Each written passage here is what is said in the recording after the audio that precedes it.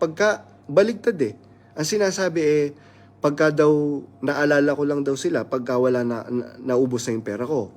Pagka nakapag-ipon na ako, nilalayasan ko sila. Napakabaligtad.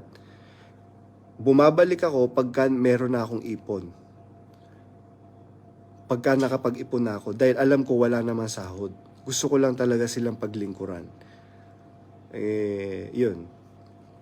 Tapos, biruin mo, sabi nga nung isang kasama ko, hindi pa sila nag-iisip? Biruin mo, pwede natin sila lasunin, pero hindi natin ginawa sa kanila. Sabi ko, bayaan mo sila, sabi kong ganyan. Ang Diyos naman, alam ng Diyos yung nasa puso natin. Kaya kahit anong paninira ang gawin ninyo, the mere fact na buhay kayo hanggang ngayon, ibig sabihin, wala kaming ginawang, especially ako, nagsasalita sa sarili ko, na wala akong ginawa na masama sa inyo. Kaya,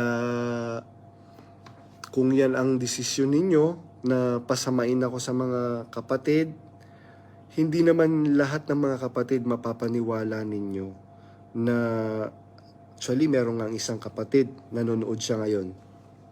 Tumawag siya sa akin dahil pinapablock daw ako. Sabi ko, hindi, bakit ko iba-block? Sabi ganyan nung kapatid na tumawag sa akin. Kilala ko yung si Brad JR. Nung nanlamig ako, isa siya sa mga kapatid na hindi ako hinintuan hanggat hindi ako nakakapagbalik loob. Kasi ganun yung nakita kong concern kay Brother Eli, na minamalasakit niya yung mga kapatid. Kahit wala kang mapapakinabang physically, financially doon sa kapatid, the mere fact, sabi ni Brother Eli, the mere fact na tinawag yan ng Diyos, ibig sabihin gusto yan ng Diyos makasama sa langit.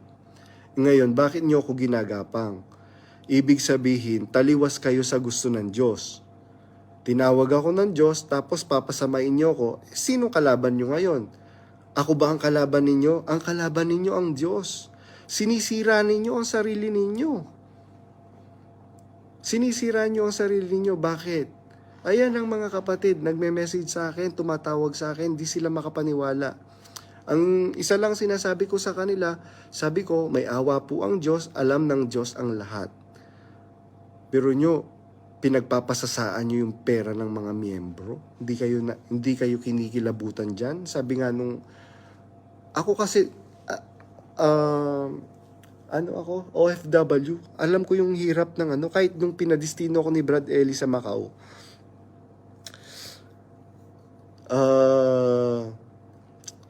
Nagtatrabaho ako. So alam ko yung biruin mo, merong mga projects. Pipilitin mo yung kapatid. Yung kapatid, magkano lang ang sahod bilang domestic helper? Siyempre, meron siyang binubuhay na pamilya. Tapos, meron pa siyang inuupahan sa kung saan mang bansa sila. Tapos, komo hindi makapagbigay ng ng malaki, iba yung tingin.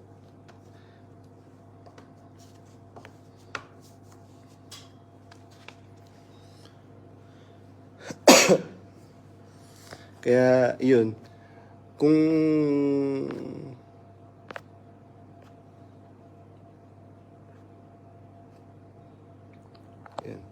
yun yung desisyon ninyo na lakarin ako ng lakarin, magsawa kayo ng magsawa sa kakalakad sa akin na pasamain ako. Hindi naman ako natatakot kasi sabi nga ng Biblia, kung ang Diyos ang aking katulong, di ba? Kung nasa panig tayo ng katwiran, hindi tayo walang ganyan. Biruin mo, nakakahiya kayo.